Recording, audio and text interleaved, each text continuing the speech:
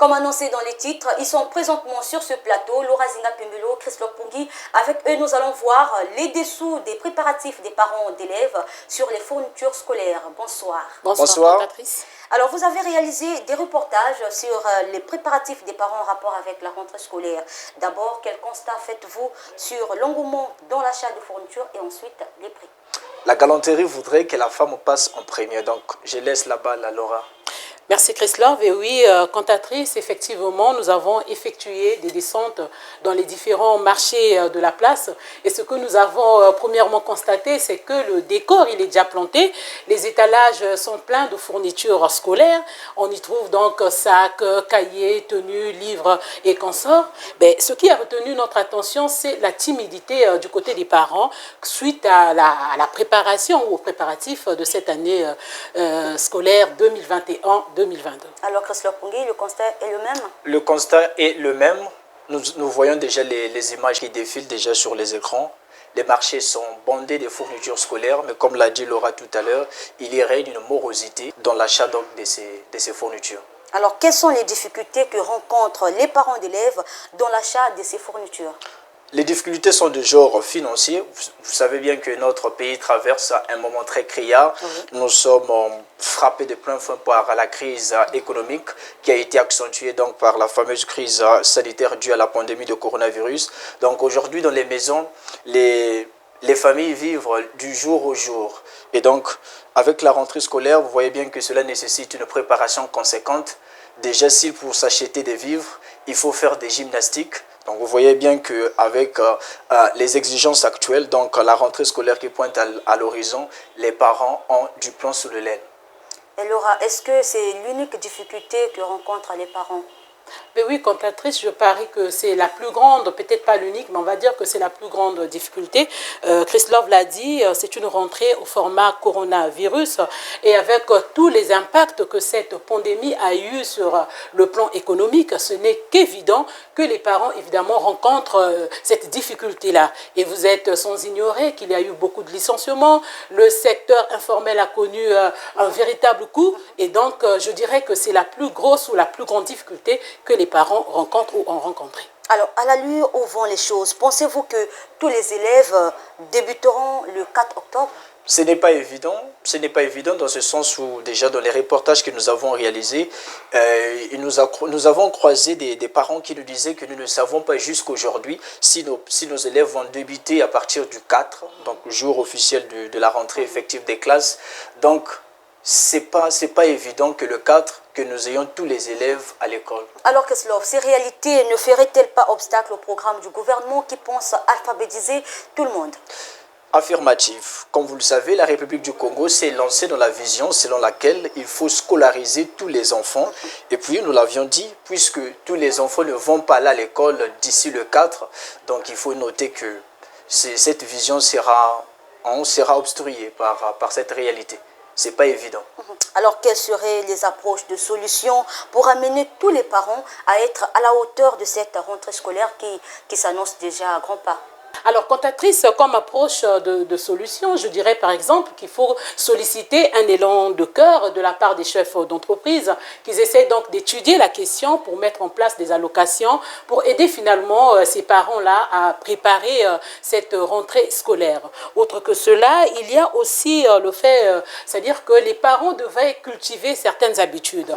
Nous avons dit tout à l'heure qu'il y a la crise qui frappe le pays. Ben, cela veut tout simplement dire que les parents devraient amorcer ces préparatifs petit à petit.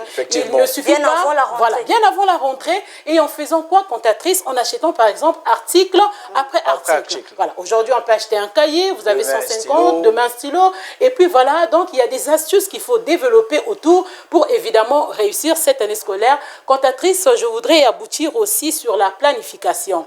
Vous savez que la planification pose un problème majeur, Christophe, un problème majeur au niveau donc de la population congolaise, on va généraliser. généralisé. Et donc, les parents devraient donc intégrer cela, planifier cela, tout en sachant que chaque année, il y a une rentrée scolaire. Et donc, pendant les grandes vacances, quitte à voir comment épargner pour, évidemment, lorsque cette période arrive, qu'on ne soit pas surpris. Et Christophe, effectivement, moi j'irai un peu dans le même sens en parlant de planification, mais ici je veux parler de planification de naissance.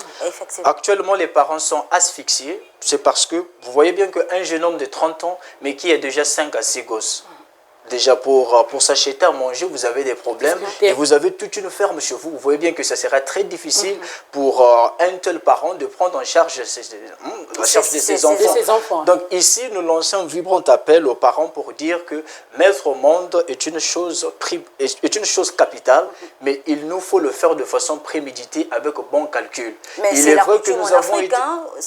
c'est la coutume en Afrique. En Afrique, en tout cas, mettre au monde, c'est tout un prédésir. Oui, mettre au monde est peut-être un désir, ce n'est pas un problème, puisque nous voulons que l'Afrique puisse se développer, mais toi-même ou bien un seul individu n'a pas reçu l'ordre de remplir, sinon de peupler l'Afrique. Ça ne va pas se faire. En fait, moi, je voudrais ajouter juste le sens de la responsabilité.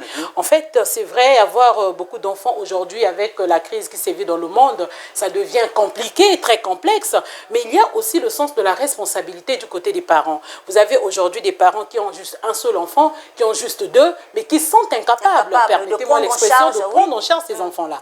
Donc, d'où la nécessité de cultiver ce côté responsable. Parce que lorsqu'on est responsable, on peut se plier en 4 pour satisfaire évidemment. Mais Laurent, vous conviendrez avec moi que lorsqu'une personne n'a que deux enfants, vous voyez bien que dans la prise en charge, cette dernière n'aura pas assez de difficultés. J'en conviens. Tout à l'heure, je martelais sur le fait, un jeune homme de 30 ans qui a déjà toute une ferme. Vous voyez bien que vous allez vous sentir asphyxié et puis lorsqu'arrive la période de la rentrée scolaire, nous constatons les mêmes choses même durant la période festive, lorsque nous arrivons autour de décembre. Les parents ont ce que moi j'appelle par des grattages de tête parce qu'ils ne savent pas par quel enfant commencer et par quel enfant. Et c'est des appels à l'aide de partout. Oui. Voilà. Nous savons bien que le gouvernement, c'est le garant. Et ici, j'ai en face de moi le projet de société du président de la République, son Excellence Denis Sassou Nguesso, en son axe 4, progrès social pour tous dans la solidarité. Il est dit, je vais rapidement citer, chacun où qu'il se trouve sur le territoire national aspire légitimement à être accompagné ou à être pris en charge en partie par l'État ou la collectivité nationale. Cela signifie tout simplement, nous n'allons peut-être pas demander au gouvernement de scolariser tous les enfants, d'apporter des fournitures scolaires, mais le gouvernement a aussi sa part de responsabilité. Nous voyons les ministres aller ça et là, donner des masques de protection contre la Covid-19, ce qui est d'ailleurs louable, très salutaire. Nous voulons voir le même élan de cœur, pour employer donc l'expression utilisée par Laura, le même élan de cœur, excusez-moi, dans l'achat effectivement des fournitures scolaires. Parce que les enfants d'aujourd'hui, ce sont eux qui prépareront l'avenir de demain.